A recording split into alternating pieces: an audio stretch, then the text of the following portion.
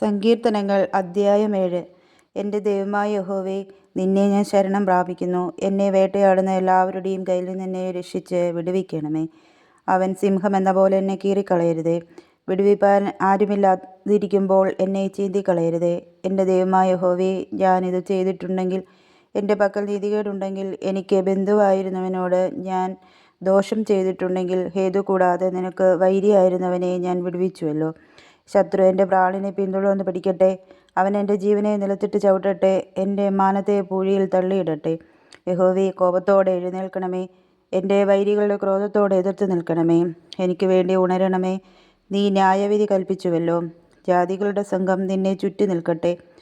നീ അവർക്ക് മീതെ കൂടി ഉയരത്തിലേക്ക് മടങ്ങണമേ. യഹോവ ജാതികളെ ന്യായം വിധിക്കുന്നു. യഹോവേ, എൻ്റെ നീതിക്കും പരമാർത്ഥതയ്ക്കും തക്കവണ്ണം എന്നെ വിധിക്കണമേ. ദുഷ്ടൻ്റെ ദുഷ്ടത തീർന്നു പോകട്ടെ. നീതിമാനെ നീ ഉറപ്പിക്കണമേ. നീതിമാനായ ദൈവം ഹൃദയങ്ങളെയും അന്തരേന്ദ്രിയങ്ങളെയും ശോധന ചെയ്യുന്നുവല്ലോ. എൻ്റെ പരിച ദൈവത്തിൻ്റെ പക്കലുണ്ട്. അവൻ ഹൃദയപരമാർത്ഥികളെ രക്ഷിക്കുന്നു. ദൈവം നീതിയുള്ള ന്യായാധിപതിയാവുന്നു. ദൈവം ദിവസം പ്രതി കോപിക്കുന്നു. മനം തിരിയുന്നില്ലെങ്കിൽ അവൻ തൻ്റെ വാളിന് മൂർച്ച കൂട്ടും. അവൻ തൻ്റെ വില്ലുകുലച്ച് ഒരുക്കിയിരിക്കുന്നു.